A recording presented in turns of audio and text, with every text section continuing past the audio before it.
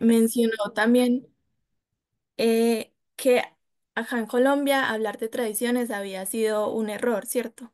Porque eso ponía pues la tradición francófona por un lado, la alemana por otra, en fin, y eso dificultaba también las conversaciones entre ellas.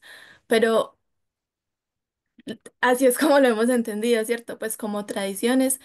Entonces la pregunta puntual es, ¿por qué esa no es la forma más adecuada de comprenderlas y qué otras formas podríamos también em, tener de concebirlas que sí nos permitan tener en cuenta que sí tienen ciertas diferencias, pero al mismo tiempo poder ponerlas a dialogar?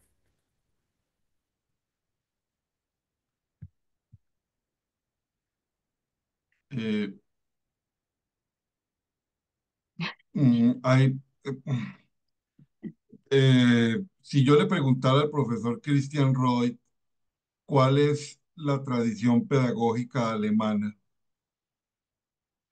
estoy seguro que acaba de hacer un gesto, ¿cierto? Eh, es un gesto como de, ¿cómo voy a hablar yo de todo eso? O qué es eso. Bueno, no sé, digámoslo de esta manera. El profesor Christian Roy tiene una situación muy particular, él me corregirá si me equivoco, y él es alemán de formación en pedagogía en Alemania, pero trabaja en España. O sea, él vive una interculturalidad académica, lingüística, etcétera, que lo obliga a moverse como en dos órdenes.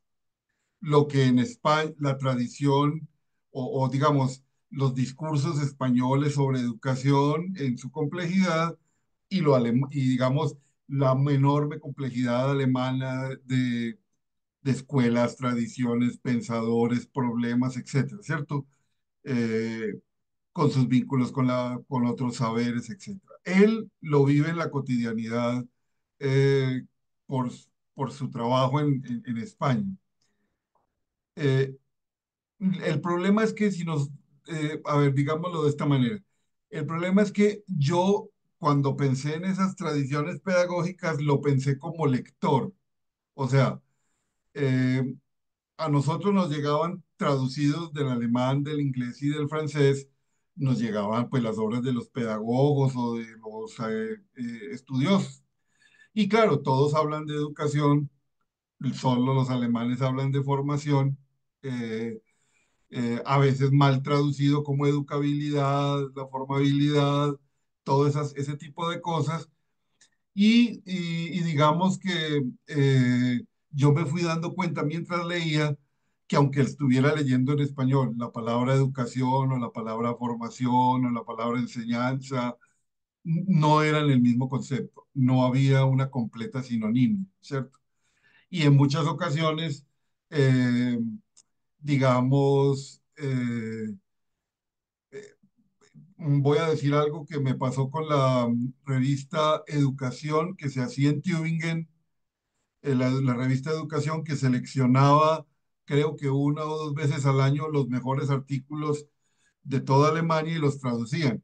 Y lo más gracioso es que nosotros leímos esas traducciones y no nos dimos cuenta de que había traducciones muy raras, así la hicieran los alemanes. O sea, traducciones raras en términos de la importancia de la historia de la educación para las teorías de la educación. Y entonces uno, pues claro, se comprende en español, pero después resulta que de eso no era de que estaba hablando Klafki. Entonces, claro, y si poníamos la importancia de las teorías de la formación para la historia como usted lo tradujera, eso se volvía un merequetengue espantoso para la comprensión. Lo mismo pasaba con la noción de currículum, ¿cierto? Todo el mundo le echa agua sucia a, a Lorenzo Luzuriaga porque tradujo currículum como plan de estudios, pero en algunas indagaciones yo me di cuenta que los traductores, que no era un oficio, perdón, era un oficio, no una profesión en esa época, había una suerte de normas no escritas de la traducción. Y una de esas normas era no traer estructuras gramaticales ni palabras que vinieran de otra lengua porque los llamaban barbarismos y cosas como esas, que fue, que fue, digamos, uno de los, digamos, el traductor de Ser y Tiempo eh, escribió una introducción pidiendo perdón porque tenía que poner Dasein, porque si no la traducción quedaría existencia de la existencia de la existencia de la existencia de la existencia. Entonces, digamos, eh, ese tipo, entonces me di cuenta que Lorenzo Luzuriaga no es que se haya equivocado, sino que seguramente buscó la manera de no violentar la estructura gramatical y lo español y por eso tradujo Bilsamkeit como educabilidad y bueno, todo lo que sea. Pero esas son como experiencias como lectura. ¿Qué fue lo que pasó? Yo escribí un artículo hace muchos años, un rebuzno miedoso hace como 20 años, y ahí yo presenté ese problema, pero lo que quedaba complicado es que todo el mundo entendió, y yo creo que me equivoqué, fui yo, en hacer creer que es que sí existen realmente una tradición francesa, una alemana y otra en lengua inglesa. Y entonces hay muchas cosas complicadas, como por ejemplo que en Suiza hablan francés y alemán, ¿cierto? Y los autores suizos escriben en francés y alemán, y también tienen sus singularidades. Entonces, digamos, presupusieron, alguien en una tesis doctoral asumió que eso era así.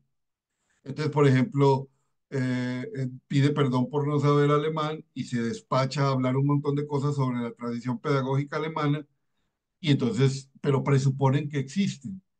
Y fue un error, o sea, es decir, efectivamente hay unos contextos de producción, como dice Roger Chartier, dice, hay unos contextos de producción que tienen sus regímenes discursivos, sus praxis, etcétera, sus hábitos, etcétera. Eso, pues, pero también está el contexto de apropiación, para usar ese lenguaje.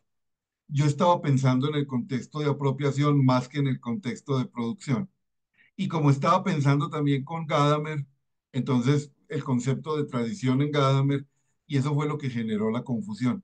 Pero no es que, o sea, si usted le pregunta al profesor Reut, ¿cuál es la tradición pedagógica alemana? Él va a poner cara de, ¿qué es eso? Pues, no. Y si yo le dijera ¿cuál es la tradición pedagógica francesa? El mareo va a ser mayor. O si yo le pregunto a un norteamericano, ¿qué? Porque ellos van a estar pensando en la forma como ellos producen, no como son leídos por nosotros. Entonces, claro, yo lo que digo es que para nosotros como lectores, usando las lenguas en las cuales ellos escriben, más o menos intentamos orientarnos en sus discursos para poder entender eso. Eso fue, el problema es que muchos colegas, y pues imagínense, ya hay un curso que se llama Tradiciones Pedagógicas. Entonces, en el curso de tradiciones pedagógicas hablan 2 meses Y le de, agregan paradigma, tradición es sí, cierto, y y paradigma. además con usos curiosos de filología de la ciencia. Entonces, el paradigma alemán, pues paradigma alemán, hay 40.000 paradigmas, hay 50.000, hay un montón de cosas, hay un montón entonces, digamos, esa es como la circunstancia. El otro problema, y con eso termino esta pregunta que fue directamente formulada a mí, es esto. Nosotros en Colombia tenemos un talento excepcional para que con la creación de un concepto se acabe la discusión. Entonces, modelo pedagógico, ya no hay nada más que decir. Saber pedagógico, ya no hay nada más que decir. Y con esto de tradiciones pedagógicas, listo. Y entonces uno dice, venga, y cuando usted habla en clase de la pedagogía alemana, ¿de qué habla? Y cuando usted habla de la pedagogía francesa, habla de... Entonces, hemos llegado a un nivel tal que hemos llegado al absurdo mayor de poner como enemigos mortales, como si se tratara de una cosa de anime o de DC Comics, entre Batman y el Guasón, hemos llegado a poner una pelea entre la pedagogía y la ciencia de la educación. Y entonces, los que hablan de pedagogía, pues están imbuidos de la bondad infinita y los ángeles y el Señor en su misericordia. Y los que hablamos de ciencia de la educación o ciencias de la educación somos unos vulgares burócratas del conocimiento que desconocen que los maestros tienen saber y no sé qué. Esas son, perdón a nuestros colegas extranjeros, singularidades criollas.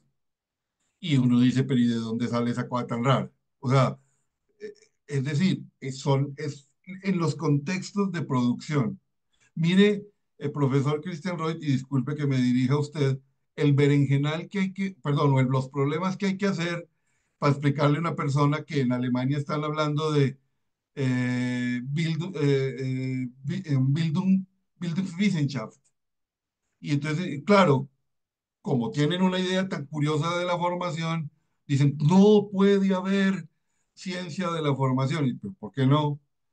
Sí, y en las conversaciones, por ejemplo, yo les digo, mire, cómo se llama el estudio de la literatura en Alemania? Se llama Literaturwissenschaft, ¿cierto?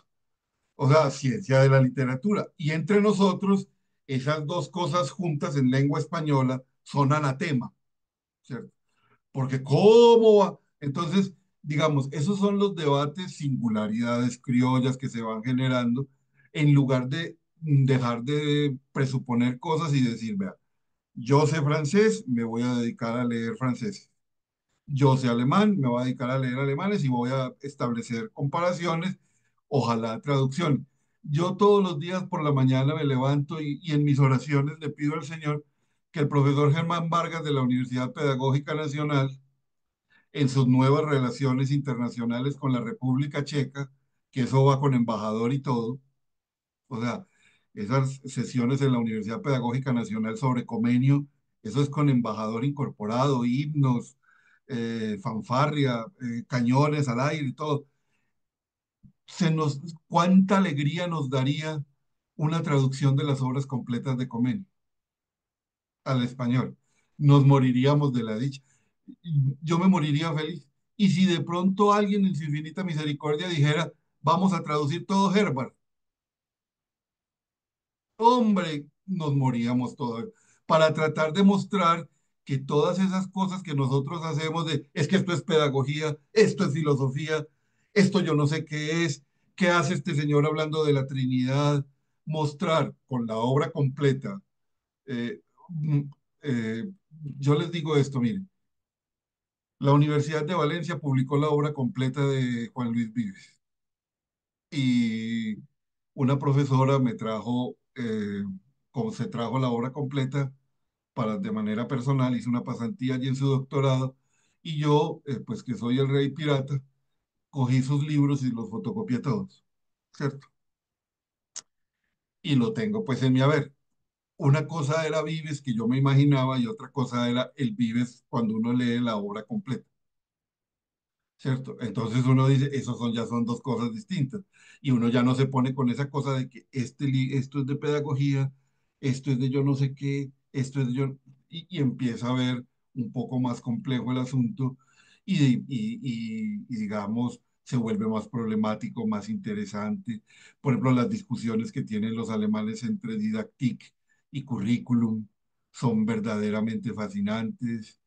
Eh, Sí, eso es encantador. Por ejemplo, hay una cosa graciosísima, que un colega dice, eh, que lo más notorio de la pedagogía alemana es que la didáctica tiene que ver con la formación.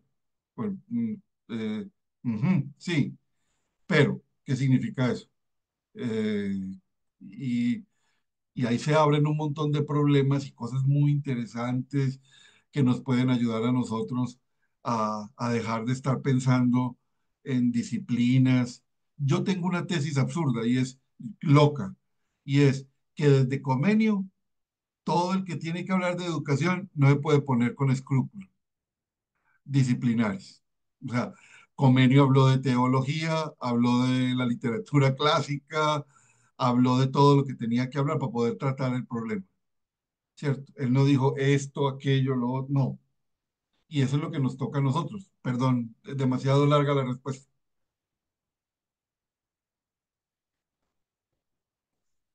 ya que te has dirigido directamente a mí, supongo que tengo que contestar un poquito, ¿no? Evidentemente tú has tocado muchos temas muy diferentes, ¿no? Que habría que desarrollar un poco uno por uno, ¿no? Pero claro, también primero para aclarar un poco condiciones, lógicamente yo estoy vinculado a universidades hace más de 40 años. Y a lo largo de estos 40 años me dedicaba a trabajar sobre temas muy diferentes. Ahora mismo reconozco que ya no estoy tan pendiente de los debates alemanes, lo tengo un poco más alejado, estoy un poco más aquí en el discurso español, sobre todo en historia de la educación, que es algo también muy particular, ¿no? Como se entiende. En este sí en contacto, sigo en contacto con algunas compañeras de Hamburgo, por ejemplo, que hacemos algunos proyectos juntos, pero claro, si me pregunta un poco según mi experiencia vital, esta diferencia que he experimentado entre concepto de pedagogía o ciencias de la educación en Alemania y España, pues claro, hay una diferencia muy llamativa. En primer lugar, la pedagogía en Alemania se desarrolla claramente desde la filosófica y creo que si vemos el desarrollo a lo largo de casi de los siglos, pues lo que también llama la atención que hay algunas corrientes muy particulares que yo cuando estuve estudiando en Alemania no me di cuenta. Yo pensaba que era pedagogía en sí misma y después me di cuenta, comparando de lo que se hace en otros países, me di cuenta, no, pero este debate es súper particular aquí y sobre todo también lo que has mencionado antes con algunos conceptos que son extremadamente difíciles de traducir o cuando se intenta solo se puede hacer un intento de acercarse, mantener el concepto actual, como con Bildung, por ejemplo. Hay todo un concepto de Humboldt, que es el primero que lo ha concebido un poquito, pero claro, eso no se puede traducir con una sola palabra, porque las connotaciones, y ese es siempre el problema del traductor, son diferentes necesariamente, porque están colocados en diferentes tradiciones culturales y contextos, pues lo que habrá que intentar explicarlo y después tomar la decisión si se mantiene el concepto original o si ponemos formación o formación y educación o lo que sea, ¿no? Que es un poco complejo.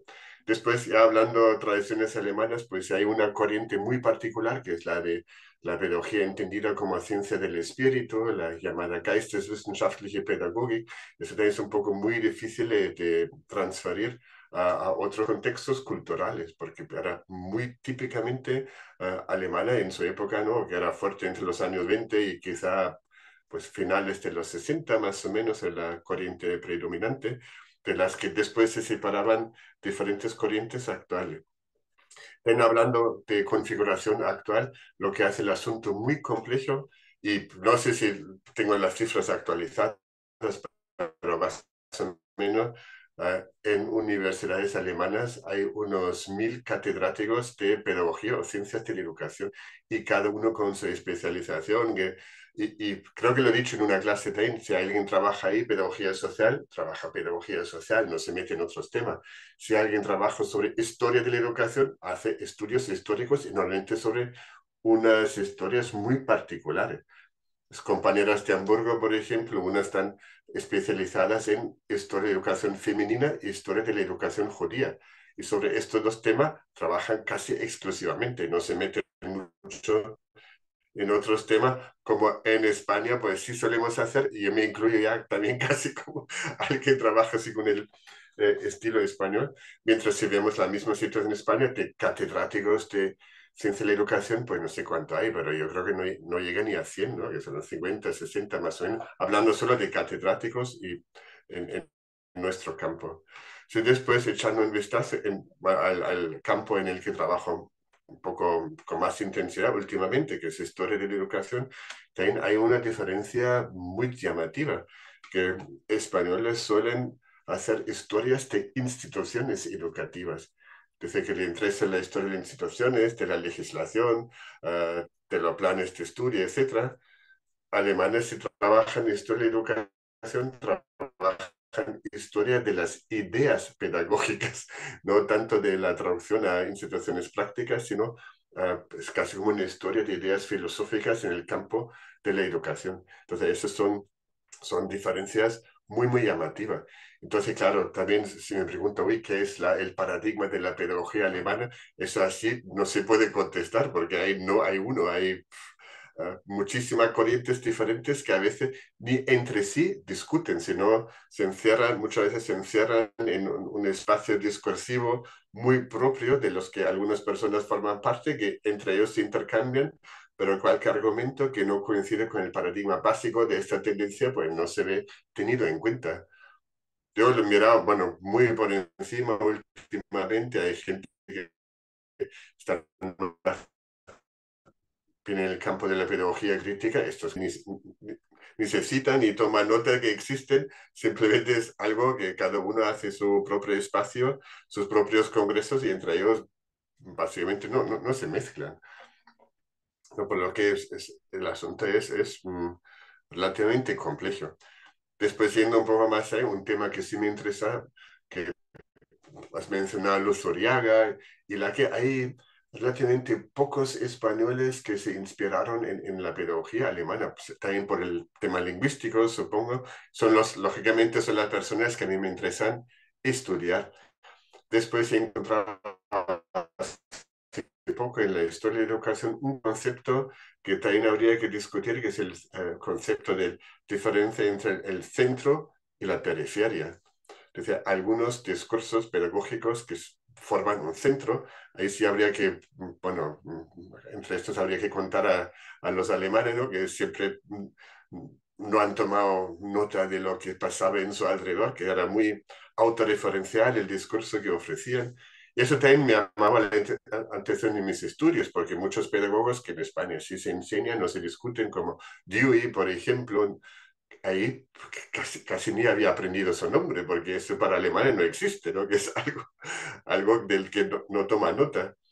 Y después, claro, el movimiento es un poco desde el centro del debate, el discurso pedagógico, a las periferias, ¿no? En este caso, España tiene claramente características de una periferia que toma nota de un discurso, que lo traduce, lo asume, se apropia, como tú has dicho, más o menos, pero después, al revés, casi nunca o de una manera muy poco frecuente se ve tenido en cuenta. Es decir, que pedagogía alemana, pues sí, yo he buscado muchas veces a ver si citan algún español y no he encontrado casi a nadie, ¿no? Ortega y Gasset creo que de vez en cuando, pero no existe, ¿no?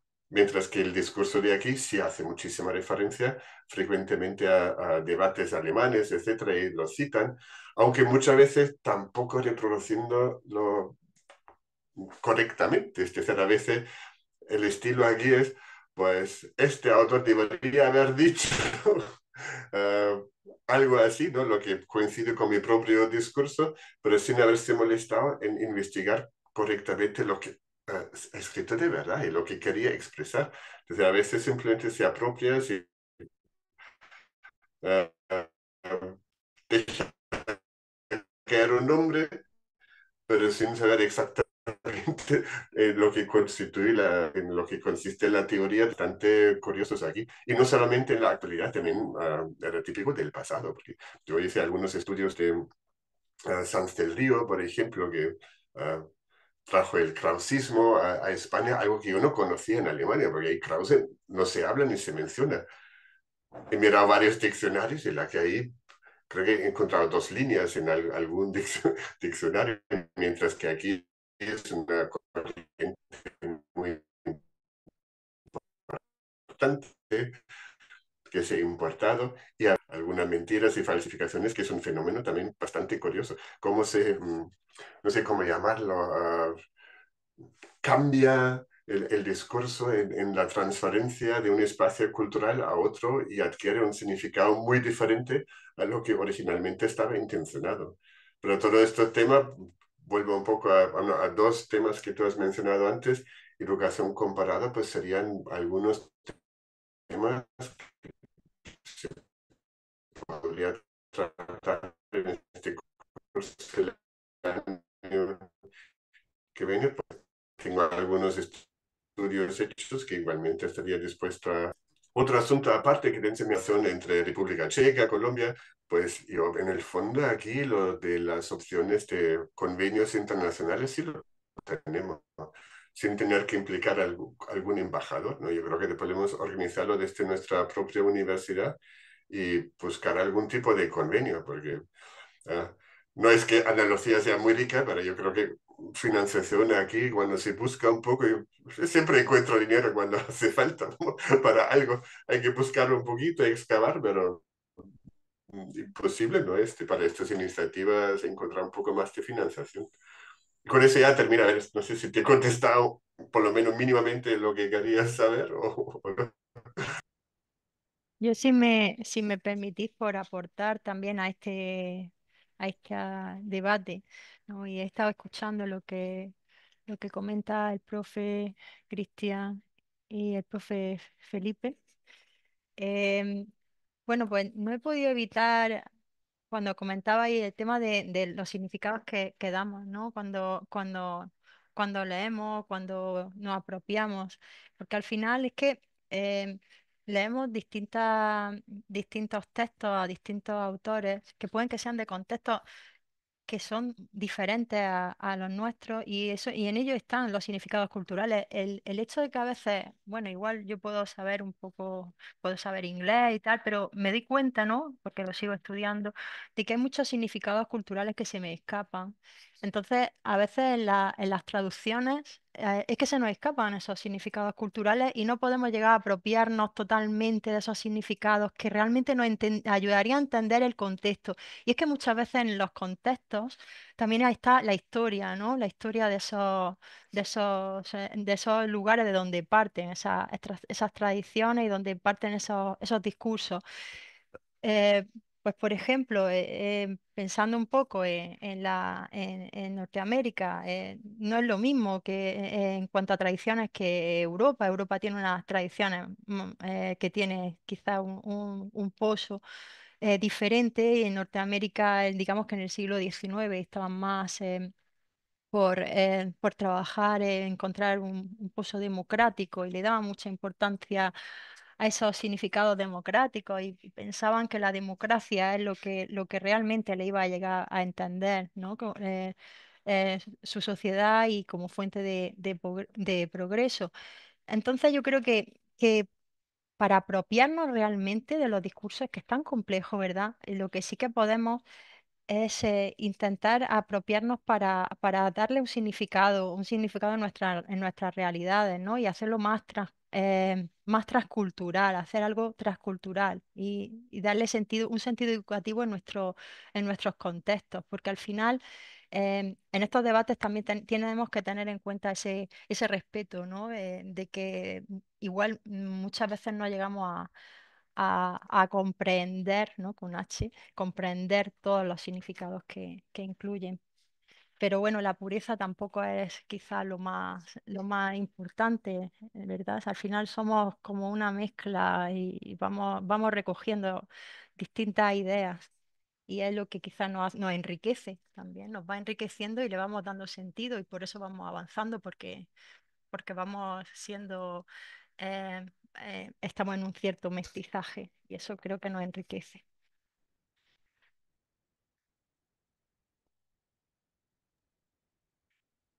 Entonces, bueno, me voy a atrever a decir algo, pues a propósito de, pues, de las tres intervenciones que hacen ustedes, profes, pero sobre todo la profe Rosabel es la que me da ahí como la pauta, me ayuda a organizar las ideas.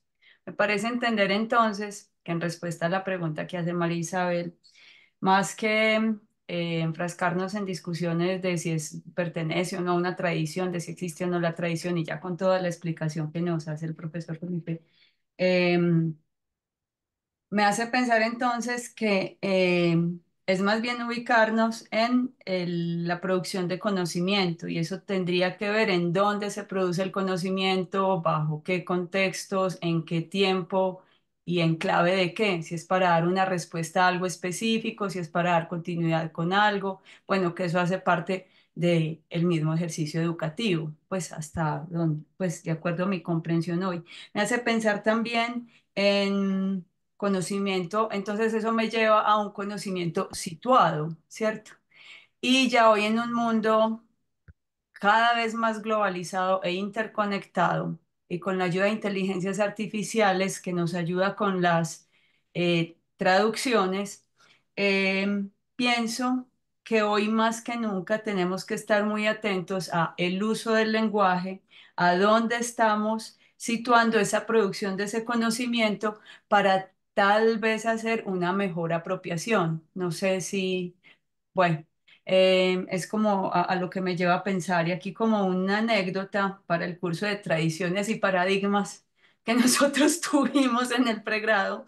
Tengo que decir en favor eh, de ese curso, pero no porque lo esté defendiendo, sino porque tuve la fortuna de verlo con el profesor Andrés Claus, que él nos lo enfocó más como epistemología de la pedagogía.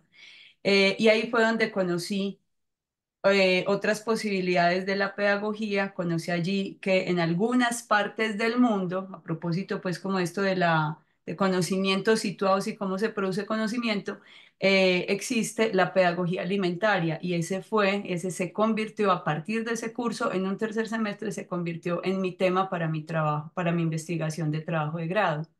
Entonces, cierro con esto. Yo creo que más que enfrascarnos en discusiones estériles de si se nombra o no se nombra de una manera, es tener muy claro cuál es, en dónde nos estamos parando, cuál es ese lugar para la producción de conocimiento. Sobre todo hoy con las múltiples oportunidades que nos da hoy, casi infinitas posibilidades que nos da un mundo interconectado, pero que eso también lo hace muy peligroso o nos hace tal vez que tengamos que hacer un ejercicio más riguroso, exigente y cuidadoso. Es como lo que me ayudan a pensar. Muchas gracias. Por alusiones, muchas gracias, Carolina. Em, Comentar, efectivamente me refería a eso, es un conocimiento situado, pero no solamente situado en un contexto espacial, pienso también que es situado históricamente.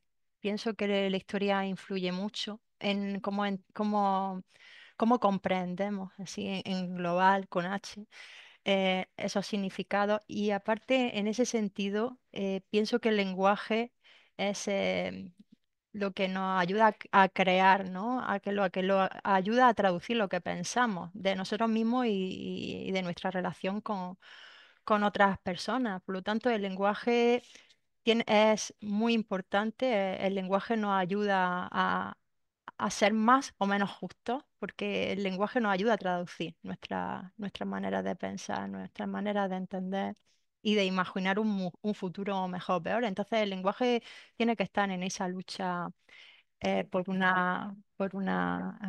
un mundo más crítico, ¿no? Y más justo, pienso.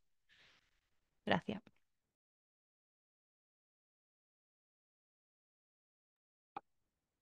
No, gracias a usted. ¿Alguien más se anima o continuamos así como la conversación de manera suelta? Bueno, entonces yo me voy a atrever a No, decir algo. Ah, Carolina, ahí cuenta, están cuenta. las preguntas. Sí, sí, Se- esas fueron las que Sería muy logramos interesante construir. que las conversáramos.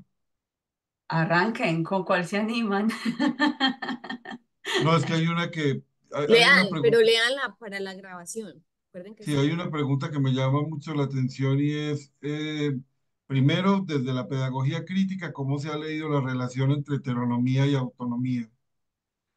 Y también cómo reconciliar el hecho de que hay fines de la educación con la posibilidad de que los mismos sujetos construyan sus formas de habitar el mundo, que yo creo que están vinculadas esas dos preguntas.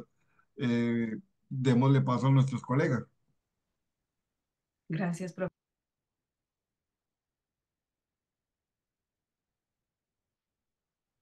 ¿Algo para decir?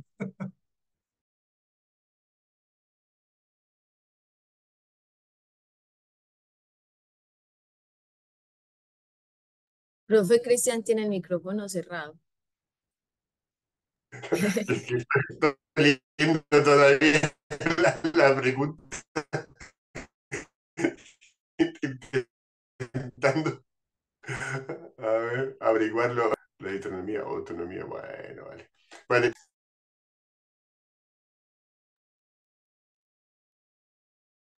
Disculpen, ¿es mi conexión o es el audio del profe Cristian que está llegando cortado? Puede ser mi conexión. No, él está con dificultades, el audio de él. Ay, qué pesar perdérnoslo. Profe Cristian, ¿qué hacemos para No, poderlo no, no, no, escuchar sí, sí, sí, a ver, mejor? que mi conexión no es tan buena, vamos.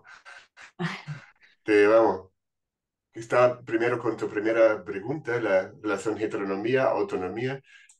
Tú te refieres ahí en esta pregunta a la autonomía de la pedagogía, supongo, ¿no? De la propia disciplina. Ah, entonces yo me acuerdo, porque me acuerdo que después en agosto, me hizo Laura una pregunta, sobre todo relacionado con Klafki, a ver si él había dicho algo tan críticamente contra la teoría crítica. Después estaba leyendo en un libro que, bueno, tampoco es tan reciente porque hace, creo que 6, 7 años él ya no publica, porque, no, ha muerto hace poco. Mm. Entonces, él dijo en un libro de que una cosa es la inspiración del pensamiento pedagógico en la teoría crítica, que sí puede servir para desarrollar ciertas categorías que intentan, con los que se puede intentar de entender críticamente el funcionamiento de la propia educación, pero otro asunto es de simplemente seguirlo en plan como un esclavo, todas las paradigmas dadas por esta teoría crítica. Él siempre defiende, por lo menos en este libro, que es un tipo de libro con entrevista, bueno, un tipo de entrevista que está dialogando con otra persona, pues ahí siempre defiende que hay que, o él defiende quizá un poco porque estaba asentado en esta antigua concepción de la pedagogía entendida como ciencia del espíritu, una cierta autonomía de la pedagogía o del pensamiento educativo, y él no distingue entre pedagogía y ciencias de la educación, que también es interesante, lo utiliza como sinónimo y siempre lo ha defendido. Él dice que siempre cuando se debate, discute, tiene que ser desde la misma altura, no entendiendo la pedagogía como algo subordinado a la filosofía o la teoría crítica, sino de inspirar en teorías filosóficas como la teoría crítica para penetrar su propio objeto, pero sin estar obligado a seguir ciegamente, para decirlo de alguna manera, todo lo que esta teoría crítica formula desde el principio. No sé si te contestaba algo con lo que estaba presente en esta pregunta, pero lógicamente pensamiento pedagógico, por lo menos según esto autónomo y propio, que puede estar en diálogo con otras disciplinas y no solamente con la filosofía, ¿no? Igualmente con la sociología, la psicología, etcétera, pero manteniendo su propio objeto y definiéndolo y formulando teorías respecto a este propio objeto sin dejarse invadir, en cierto modo, desde fuera. Esa sería una de las ideas que tenía al respecto. No sé si alguien quiere complementar lo que, lo que he dicho, preguntar más.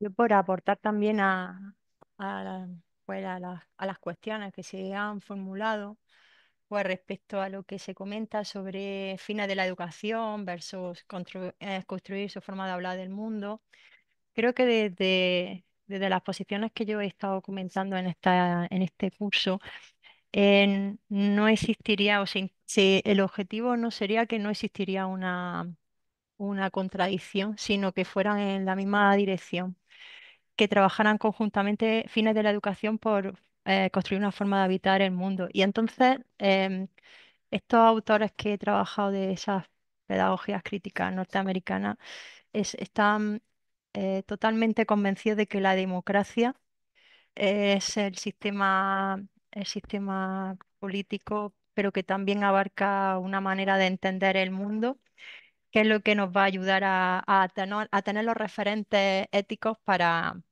construir una manera de habitar el mundo en la que todos y todas tengamos cabida.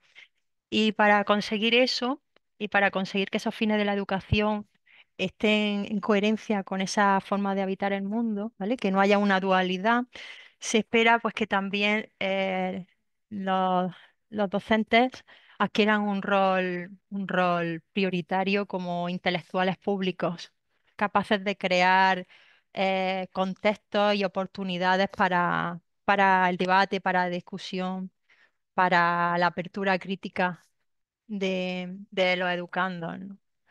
Si bien hay posicionamientos más radicales, como por ejemplo los de McLaren, estaba hablando más pensando en Giroux y Dewey, pero McLaren tiene un posicionamiento más radical y más cercano a a una no tanto a que sean los educadores los referentes, ¿no? Como intelectuales públicos, ¿no? Que vayan creando oportunidades, sino que haya como una horizontalidad, independientemente de que sea educando o educador, y que todos trabajen en la misma dirección. Pero en definitiva, todos los autores que he mencionado están convencidos de que la democracia es el sistema que nos puede abrir el camino hacia una forma de vivir eh, en las que todas tengamos cabida y todos habitemos el mundo de una manera justa y respetando y con una conciencia crítica. Yo quisiera indicar brevemente algo, y es que eh, en el debate pedagógico colombiano, nosotros tenemos un problema muy curioso, y es que citamos más las leyes y las normas que cualquier otra cosa. Y nos pasa con los fines de la educación. Hasta en tesis doctorales he visto yo que, ¡pum! Los fines de la educación son, y artículo tal de la Constitución, artículo tal de la Ley General de Educación, y eligen dos o tres. Eso es muy complicado porque cierra el debate. Y al cerrar el debate, entonces, con todo respeto, yo creo que académicamente es lo de menos. O sea, ¿por qué? Porque lo que está en juego es la democracia. Entonces, una sociedad que no delibera sobre los fines de la educación puede terminar en que una senadora diga que es muy horrible llevar a los niños a la escuela si no quieren ir, ¿cierto? Porque es espantoso, ¿cierto? Ayer tuvimos a una senadora de izquierda con una proposición un poco singular sobre la escolarización. Pero si en el debate público no ponemos sobre la mesa la discusión de los fines de la educación, ahí no estamos ante una democracia. Y ese debate pues debe ser no orientado por expertos, no, sino que debemos participar como ciudadanos desde lo que sabemos para poder discutir en el ámbito público esos fines de la educación. Y sobre todo también poner sobre la mesa la discusión sobre la diferencia entre educación y adoctrinamiento. La senadora el día de ayer, de izquierda, porque suele ser la derecha colombiana la que acusa a los maestros de adoctrinadores, la senadora ayer mencionó que llevar a los niños a la escuela obligados era adoctrinamiento. Entonces, en un tal, en un mar de desconocimiento tan grande, pues uno puede contribuir como ciudadano a un debate que tiene que ser público y no solamente un debate sobre ideas de la autonomía, de la heteronomía, de la vida común, social, la construcción de la república o la perspectiva que usted quiera. Pero el problema consiste, creo yo, que tenemos nosotros entre manos es que eh, quienes hacen políticas públicas en Colombia conocen muy poco de los debates pedagógicos y terminan diciendo cualquier cantidad de barbaridades que hay que poner en la mesa para discutirlas. Y sobre todo, yo creo que en los últimos tiempos tenemos una situación muy complicada y lo digo brevemente y ojalá pues algún día yo pueda lidiar con eso, y es que yo no entiendo cuál es el afán de desconocer la libertad. Es un, o sea, es un problema filosófico horrible, es pues complicadísimo. Y para nosotros en pedagogía es la diferencia entre educar y adoctrinar, la libertad. Pero es que estamos poniendo a circular a través de redes sociales e incluso en la academia discursos muy flojos sobre lo que es la libertad, muy flojos, sin soporte. Y la derecha, la izquierda, el centro, arriba, abajo, eh, a placer, manosean un concepto tan complejo y en ese manoseo eh, y se le abre perfectamente la puerta a las formas de totalitarismos y de fascismos que se están produciendo hoy. Entonces, en tal manoseo y en tal cosa, pues es que la libertad, eso no existe, vea que yo estoy obligado a hacer esto. Y, hombre, tome agua o algo más fuertecito para que conversemos sobre lo que es eso, porque es que esa trivialización del concepto de libertad, con todo lo que implica eso para pensar y sus problemas, le está abriendo la puerta a formas totalitarias, eh, eh, a formas de control social y político que son verdaderamente absurdas. Entonces nosotros estamos cada vez viendo cómo emergen eh, voces. Hace poco me decía alguien que estuvo en China, ¿cierto? Y entonces, pues claro, vino deslumbrado, ¿cierto? Vino obnubilado por la tecnología, vino obnubilado por todo eso. Entonces, cuando yo le dije que si había notado eso de los puntos por ciudadano, o sea, ese que los ciudadanos son controlados por todos los medios posibles y se le asignan unos puntos dentro de un sistema de puntuación de conducta social. Y él dijo, qué bobada, si les dan de todo, eso no es problema. O sea, si uno escucha una frase como esas, pues yo personalmente entro en franca desesperación, porque es que después, ¿qué sigue? Hay comida, hay servicios públicos. Eh, ah, ¿Para qué nos vamos a poner con eso de la autonomía y todo eso? Eso es de la mayor gravedad. Y a mí me parece que en ello la teoría crítica nos puede ayudar a pensar la complejidad de de este problema de la autonomía y de la heteronomía y desde una perspectiva, como bien lo señaló la profesora Rosabel, Rosabel. como bien lo señaló la profesora Rosabel, estos enfoques de teoría crítica no nos solucionan el problema, pero nos muestran la complejidad de lo que implica la heteronomía, la autonomía, los problemas, eso en relación con los problemas sociales, la construcción de democracia, en fin, todas estas cosas que son tan importantes. No sé si me toca a mí. Bueno, yo era por apoyar el Y por discurso favor. de... Sí, solo quería apoyar el discurso del profe Felipe.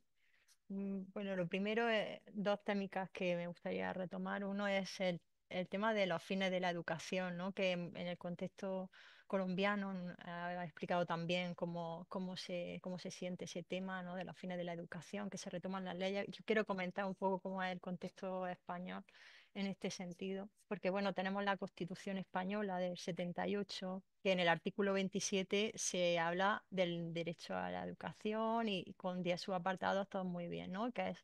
Pero aparte de eso, en los últimos, desde el 1970, en España ha habido 9 leyes de educación, ¿vale? La número 9 está vigente ahora. Estamos hablando de 9 leyes de educación y eso significa que cada vez que ha entrado un partido en el poder, ha intentado o ha cambiado, si lo ha llegado a conseguir, en la ley orgánica de educación, lo cual ha supuesto que obviamente no nos podemos referir de una manera, digamos, como con un cierto apoyo a los fines de la educación porque su significado va variando en función de la ley, ¿no? Que es la ley está en vigor, ¿no? Por lo tanto, ahí, en ese sentido también los docentes se sienten un poco perdidos y también eso es bastante descorazonador a la hora de llevar un proyecto educativo que sabéis que necesita tiempo, ¿no? Para formarse.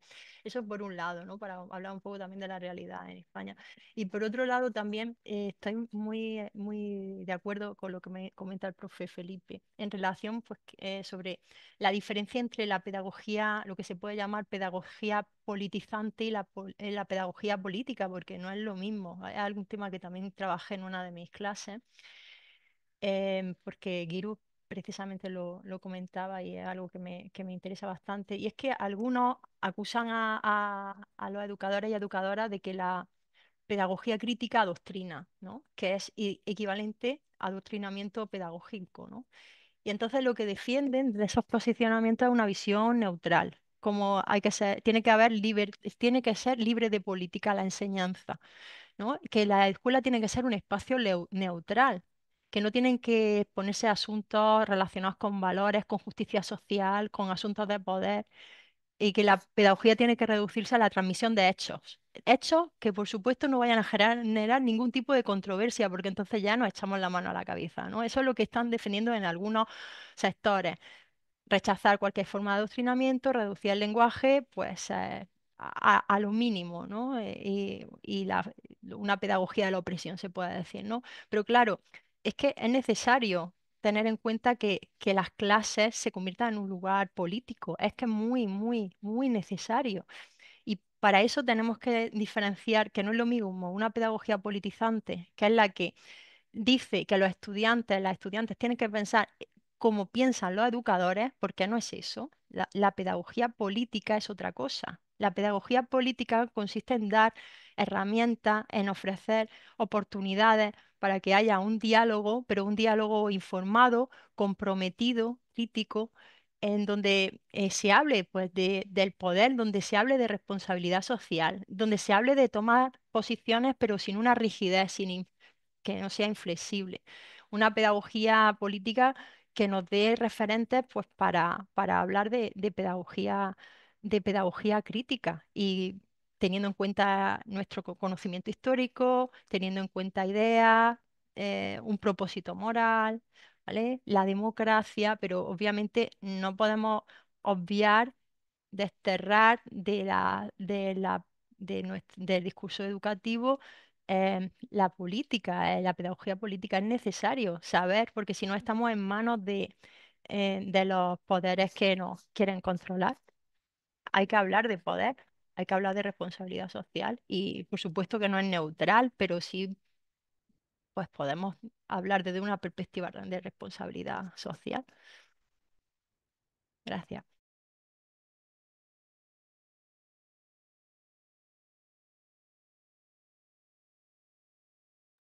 Si me permiten hacer una interpretación de algunas de las preguntas que nos formularon, eh, y teniendo en cuenta que yo sin gafas no veo y tengo tres y no sé dónde están, pero hay una preocupación muy fuerte por el futuro. Me gustaría escuchar a los colegas sobre esta.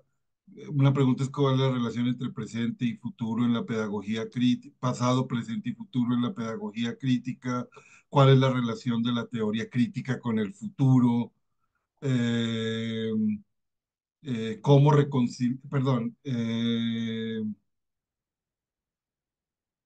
hay una relación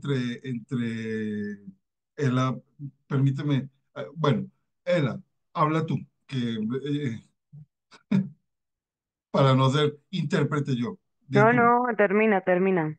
No, lo que quiero señalar es que hay un interés muy interesante perdón, hay un interés en la relación entre futuro, presente y pasado en la pedagogía crítica, y yo lo pensé en términos utópicos. No sé si ese, pues el problema de la utopía, no sé si ese sea el sentido de la pregunta. A eso era que iba yo, de dos preguntas que están muy vinculadas.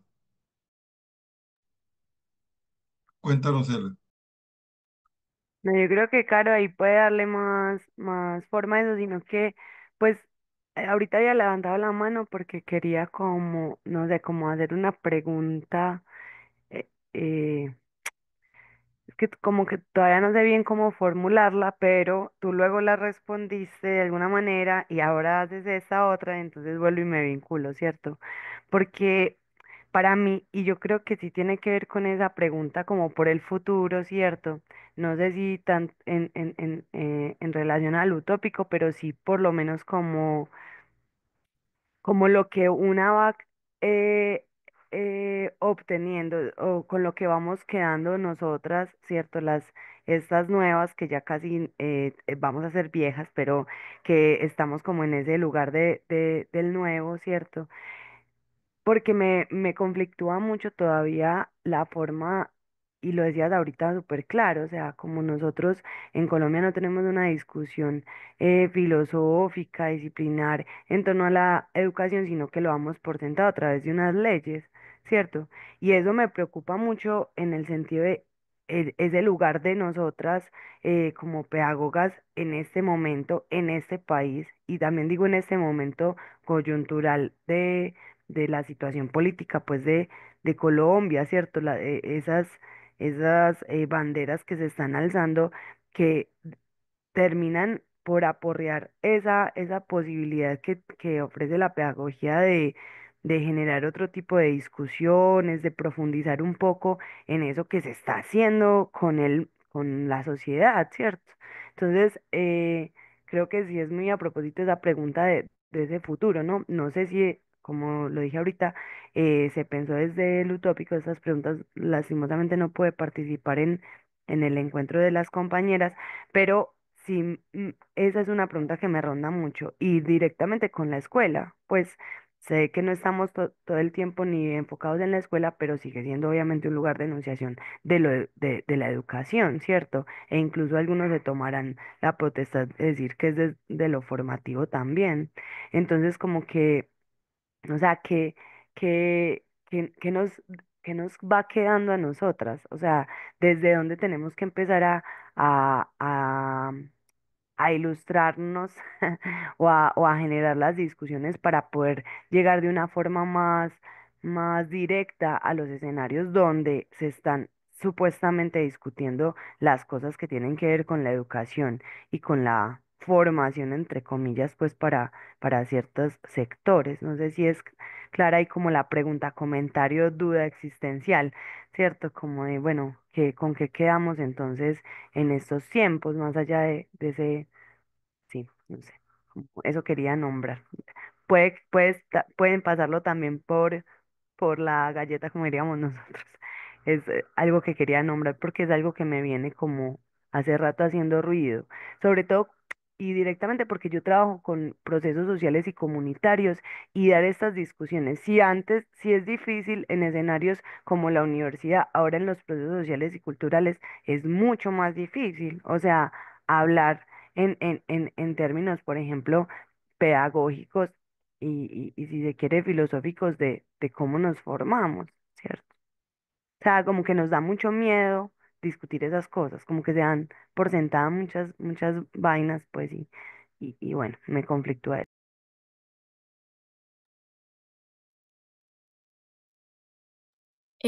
Bueno, yo fui quien formuló algunas de las preguntas eh, que, en las que se ve más claramente esa preocupación por el futuro, pero que en últimas es una preocupación justamente por la historia, ¿cierto?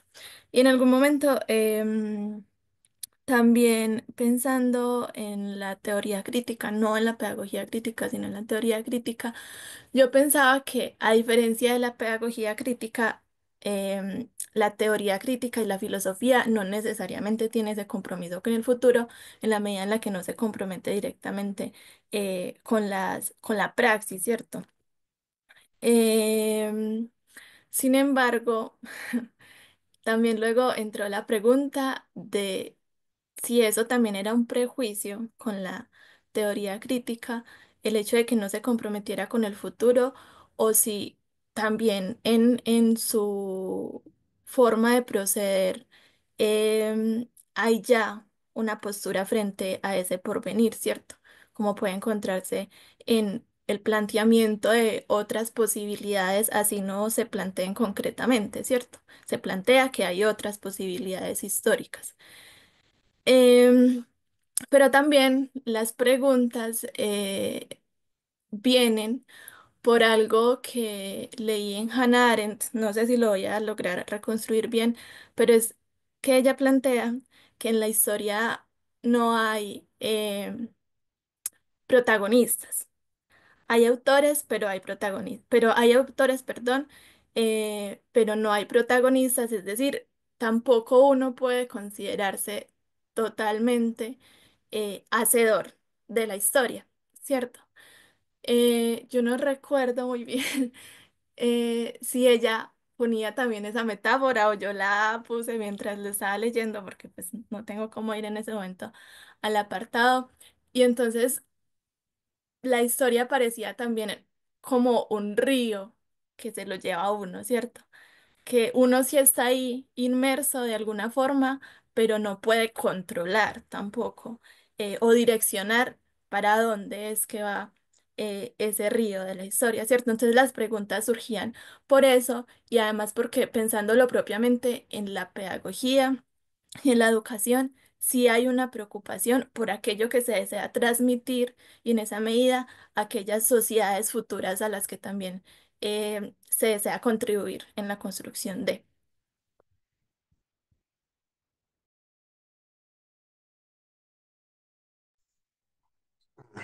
¿Puede intervenir un momento? Hay otro que quiere hablar.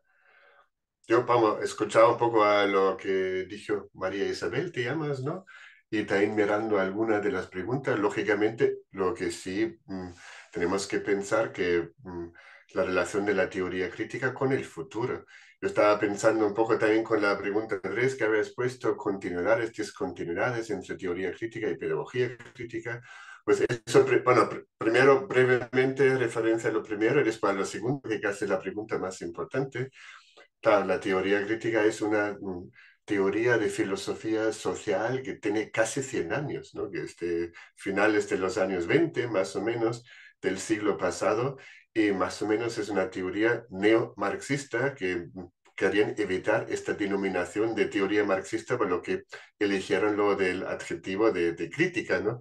Para camuflar sus propias intenciones y la teoría que generaron en su época, y vamos, estoy lejos de conocer todas las obras, porque es absolutamente imposible para un solo ser humano de leer todo lo que se ha producido en este uh, contexto. Básicamente era una teoría referida al campo de la teoría cultural hasta cierto punto, pero nunca ha sido una teoría directamente educativa o pedagógica. Entonces el tema pedagógico, pues dentro de la misma teoría crítica, tanto la clásica o moderna, no aparece. Esto después han hecho otras personas ya hace no tanto tiempo, ¿no? 50 años, 60 más o menos, que cogieron la teoría crítica para inspirarse para la elaboración de otro tipo de pedagogía que también, para la que también eligieron este adjetivo de crítico.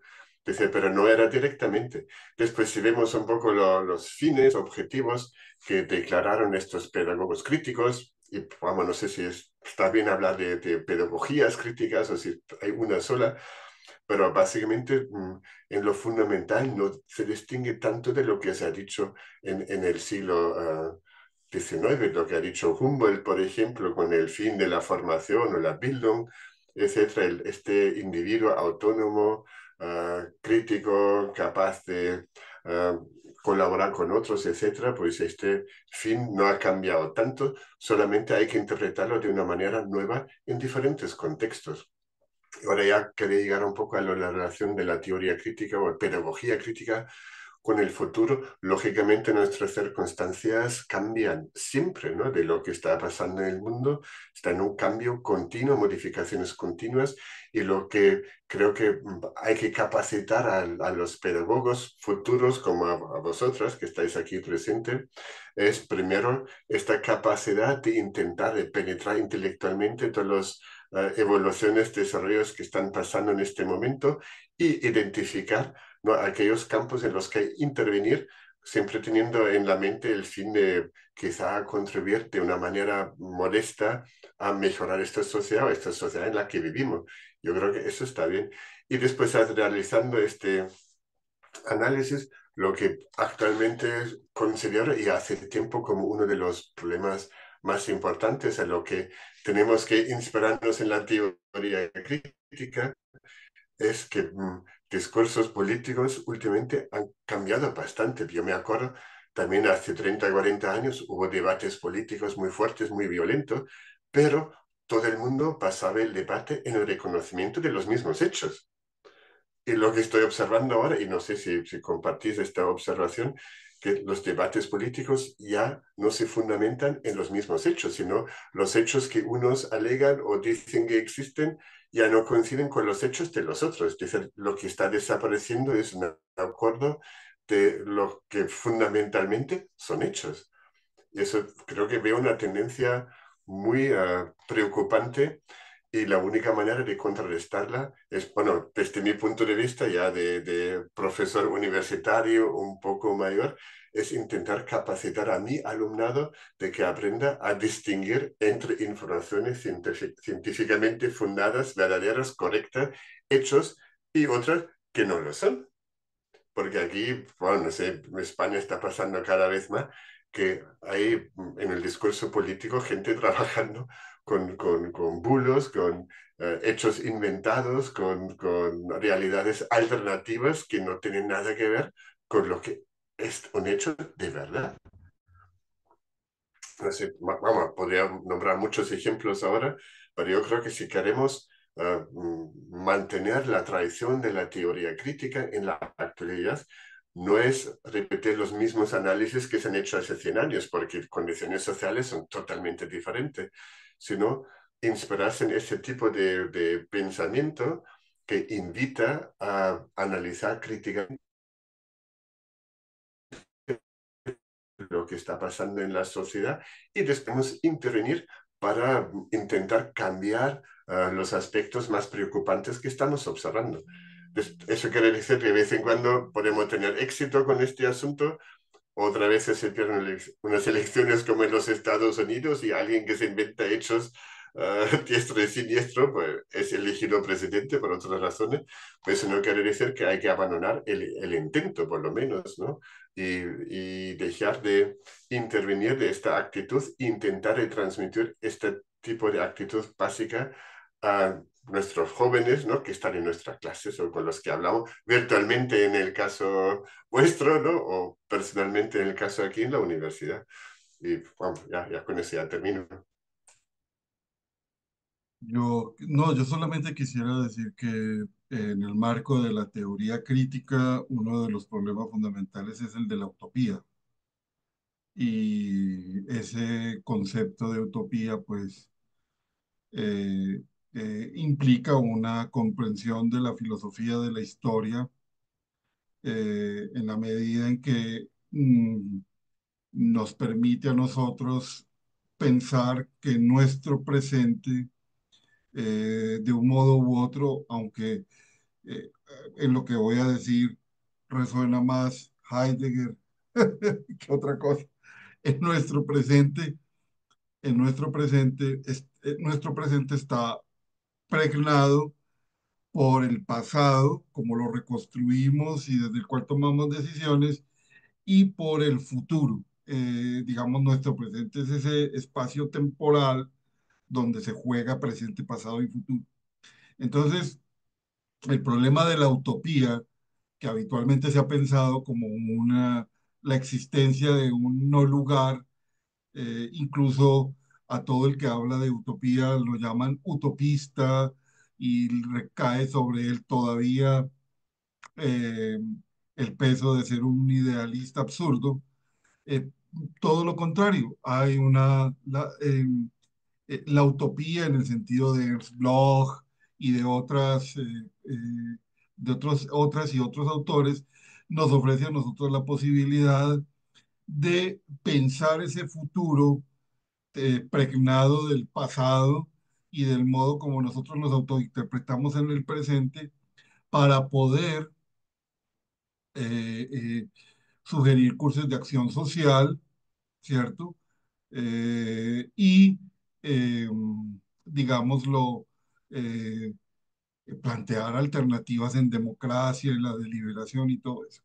Yo creo que nosotros tenemos un problema en la actualidad muy complicado y es que somos es decir, estamos en una situación contemporánea donde los discursos más frecuentes son de no futuro. Es decir, eh, la crisis climática eh, nos hace pensar, ¿cierto? El cambio climático nos hace pensar mucho más en nuestra extinción. Yo recuerdo cuando en los años 80 estudiaba yo a Habermas y claro, ay, que por qué no un latinoamericano, bueno, todas esas cosas que, pero leyendo a Habermas, yo me di cuenta que la teoría crítica de Habermas y también de los muchos pedagogos que se pensaron la pedagogía desde los postulados de la teoría crítica y de la comunicación de Habermas, ellos proponían era que la situación global que exigía una teoría de la acción comunicativa y que exigía una educación crítica comunicativa era la posibilidad de la extinción humana por dos razones. Una de ellas era eh, que tenemos suficiente material bélico para volarnos en pedazos 10 veces. Y la otra era el, no el cambio climático como lo llamamos ahora, pero sí la crisis que podría generar mantener el sistema capitalista y los efectos que tenía sobre el medio ambiente. Entonces, desde hace rato hemos estado pensando en esa situación. Lo que pasa es que ahora, en los años 80 estaba en el horizonte, que no es que, pues con tanto loco suelto por ahí, con una mano, con un dedo listo para hundir botones, y porque es que la percepción, yo creo que estoy de acuerdo con el profesor Christian Roy, es que estamos tan llenos de información que no podemos distinguir lo que es real de lo que no lo es. Y yo, por ejemplo, me pregunto, ¿cómo hace un gringo, un norteamericano normal, después de verlo en noticiero de la noche de prime time de CNN, para dormir? O sea, ¿cómo hace para dormir? ¿Cómo hace para vivir? ¿Cómo se reproduce? Yo no entiendo. Uno ve ese noticiero y queda con la sensación de que estamos a 5 minutos de morirnos todos, en medio de toda esa cosa tan impresionante. Me refiero pues sobre todo a CNN. Pero a donde quiero llegar es que hoy es mucho más difícil el discurso utópico porque tengo la sensación de que hemos asumido el cambio climático con una certeza tal de que estamos un poco como desastrados. Estamos diciendo, ¿para qué si nos vamos a cocinar en nuestros propios jugos con el calor? O sea, esto va a quedar como un horno fatal y no vamos a hacer nada. Yo creo que esa preocupación por el futuro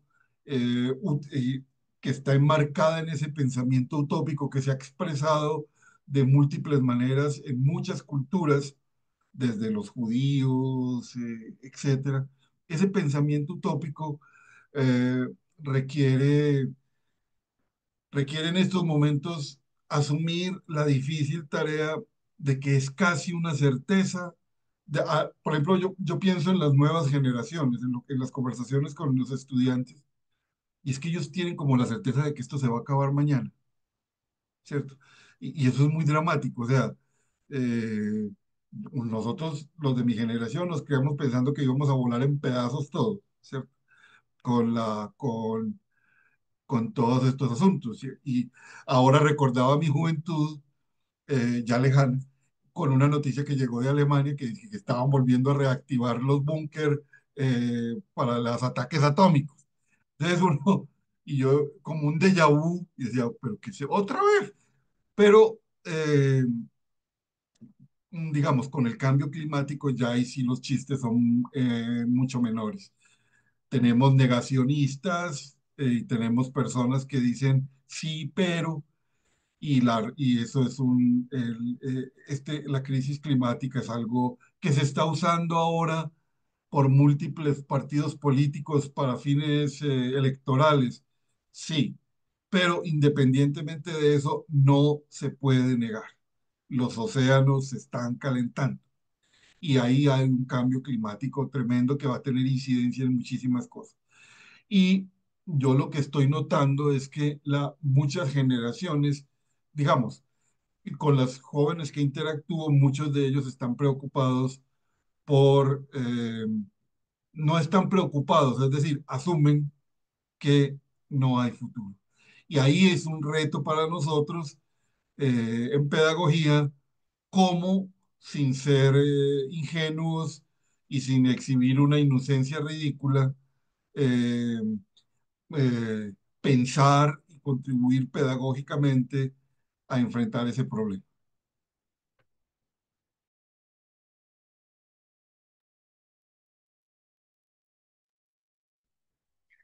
Bueno, me ha gustado mucho las aportaciones del profe Cristian y del profe Felipe. Me estaba acordando yo también de también cuando era más joven y recuerdo exactamente que tenía esa misma sensación de que parecía que iban a pulsar un botón y íbamos a volar todos, porque eso también esa sensación de verdad también se tenía aquí, ¿eh? Era como que iba a suceder, ¿no? En cualquier momento alguien pulsa un botón y ya se acabó, ¿no? Pues ahora hay otra sensación también de ese no futuro. Pero también pienso que en esa creación de estados de opinión que están tan como globalizados, digamos, están también implicados los medios de comunicación, los más medias, las redes sociales. Y es como que se transmiten esas certezas y al final es que nos las presentan de esa manera tan persuasiva que no da lugar a discusión. Es como certezas que hay que asumir sin debate y hay, claro, ahí los educadores y educadoras, los pedagogos y pedagogas tienen una labor importante que hacer de cara a ofrecer otras opciones, ¿no? Porque si nos centramos solo en esos estados de opinión que se crean con los medios de comunicación, como decía, y en algunos informativos, parece que al día siguiente ya no va a existir. Pues es que se evita el debate, se evita el diálogo, por supuesto no hay esperanza, pero eso también es un reto al que tenemos que abrir los ojos que tenemos por delante, es un reto complicado.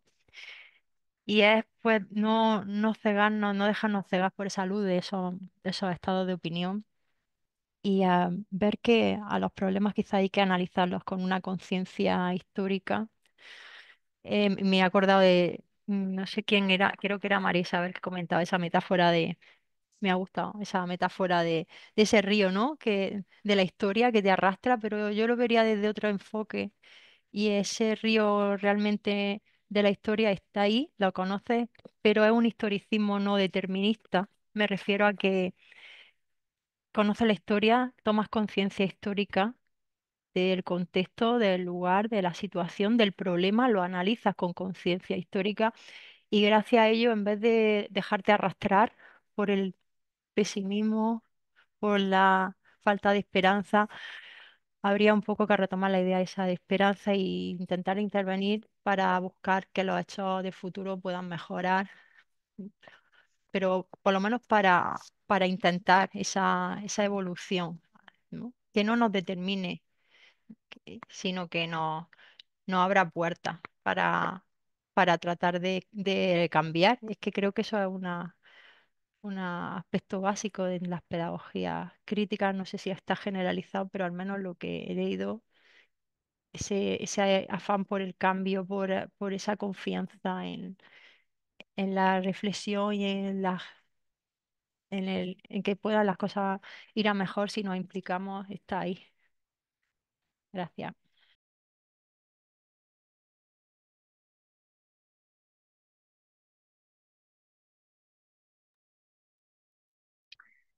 A mí me quedó sonando algo de hace unos minutos atrás y es sobre las discusiones. A ver, perdón, voy a hacer aquí un paréntesis. Pareciera que me fuera a distanciar de lo dicho hasta este momento, eh, que se puso cada vez más interesante, más profundo inclusive, y a mí me abrió otro montón de puertas y posibilidades para tratar como de recogerlo. Y voy a intentar recoger en esta vía, ahora sí. Hace un rato, creo que era el profesor Felipe, que nos decía como a modo de denuncia, no, no estamos llevando las discusiones y se están tomando decisiones solo en términos de las políticas. ¿Es así? O te escuché mal, Felipe? Más o menos por ahí. Bueno. Em, pero siento también entonces que esto es un llamado para nosotros desde el mundo de la academia, porque nosotros desde la academia somos bastante encerrados. eh, los discursos no los ponemos a circular o nos estamos demorando mucho para ponerlos en circulación y que nos lleve tal vez a sentar otro tipo de discusiones que para el caso colombiano permee un poquito ese asunto de solamente lo normativo. Eso no era lo político, perdón, era lo normativo, que permee lo normativo, ¿sí? Y es en ese sentido que siento yo una responsabilidad, pues como próxima a egresar de un programa en pedagogía, y es, bueno, esto hay que ponerlo a circular. Pensémonos entonces en estrategias, ¿qué vamos a hacer?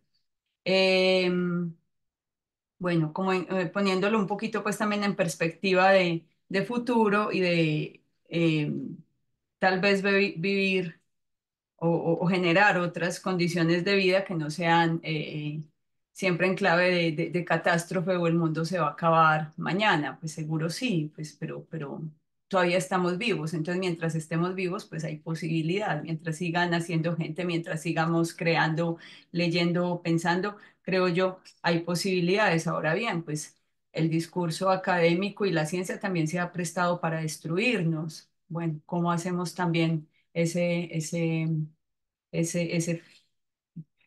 como ese dique, cómo vamos construyendo diques, sin caer, como está ahí en una de las preguntas, en los dictados o en un deber ser, ¿cierto? Pienso que es ahí donde tenemos el asunto cada vez más complejo.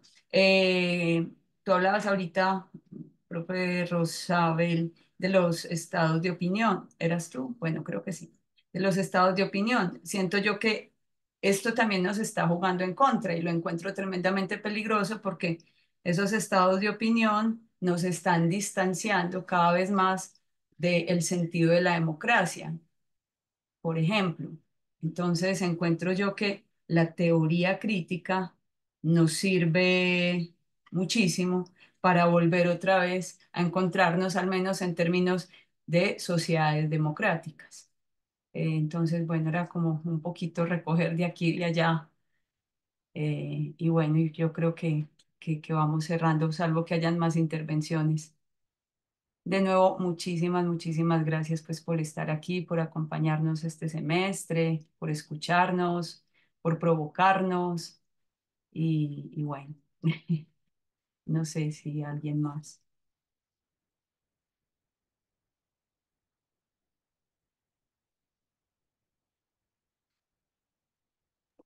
No, pues yo Bueno, quiero al parecer agradecerles no. a ustedes. Sí se me escucha bien.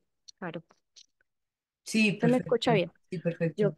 Yo quiero es agradecerles a ustedes otra vez, los estudiantes, porque pues tuvieron esta iniciativa particularmente que me parece muy pertinente. Me ponen a trabajar más, pero disfruto, disfruto después del fruto, perdón, la cacofonía de ese trabajo.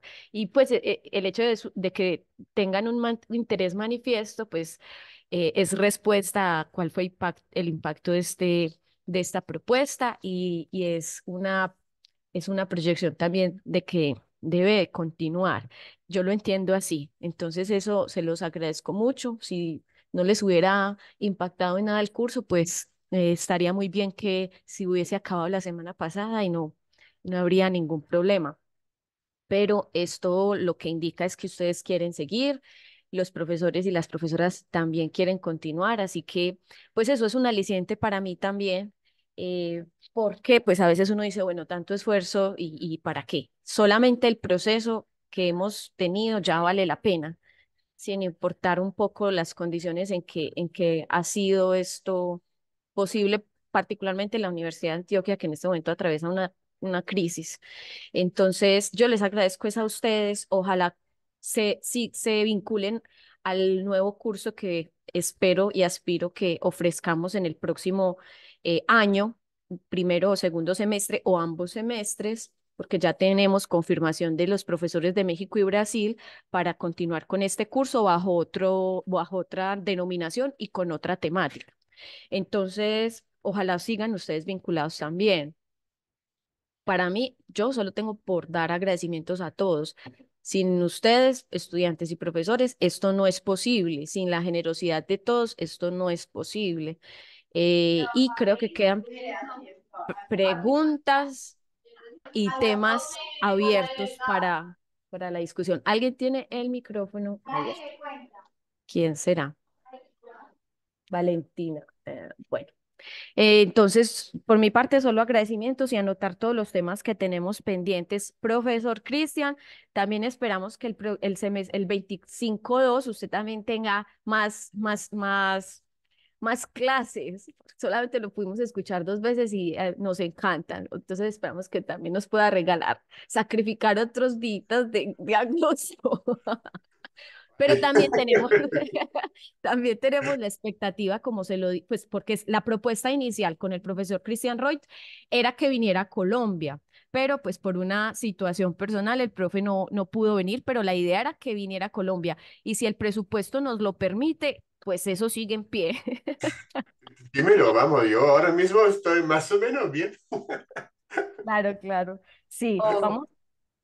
o de pronto, como lo conversábamos ayer, María Isabel y yo, de pronto pensar en ir perfilando un encuentro, no sé, a modo, no sé si de seminario o qué, con certificación, y nos traemos al profe Cristian, a Rosabel, no sé, hacemos una convocatoria bien interesante que, que sigamos ampliando estas discusiones, porque justo eso yo creo que es lo que nos está haciendo falta. O sea, en un mundo cada vez más globalizado, más interconectado, estamos cada vez más como cada uno en su cascarón. Yo creo que otra vez nos está haciendo falta, o sea, ya acabó el confinamiento hace 4 años. Nos está haciendo falta otra vez juntarnos a sentar discusiones en la presencialidad. Yo creo que esos esfuerzos lo valen todo. Creo Gracias. que Rosabel Al y yo podemos segundo buscar un simposio poco internacional. de... Bueno, Profe, yo decía profesor. que Rosabel y yo podemos buscar un poco de financiación también para un encuentro de este tipo, ¿no? Porque, dicho en el último, cuando se busca, se encuentra, ¿no? O Es nos cuestión de ponemos a O nos hacer voluntad, vamos rifas. para ¿o no? allá. Ya, Rosabel, ya nos vamos para algo allá. encontramos, Claro que sí. ahí estoy casi seguro, ¿no? Qué rico, gracias. Muchas Edwin, gracias. ibas a decir algo, ya para que sí, cerremos. Qué pena, sí. De pronto para el segundo simposio internacional entre México, Colombia y España, que se celebró en julio, También, sería una fortuna. bueno, posibilidades hay. Ya es Bueno, cuestión yo de volverlas reales. A Laura sí, Capace. rifas, hagamos rifas. No sé, les propongo que los que quieran y puedan abran la cámara y tomamos un pantallazo para para recordar, para el recuerdo. Los que quieran y puedan. Yo tomo un pantallazo.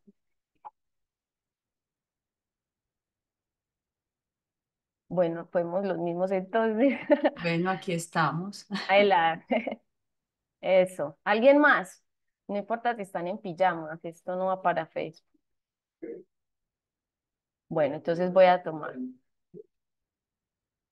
Listo, listo. Mil gracias. Infinitas gracias por siempre y para siempre. Gracias. bonita tarde allá en España y de verdad, Gracias, que gracias, estén bien. profe Ahora sí, Felicidades, descanse, Gracias. Muchas Cristo, gracias. compañeros. Cristian y Gracias Rosario. igualmente. Gracias. Bueno. Hasta pronto.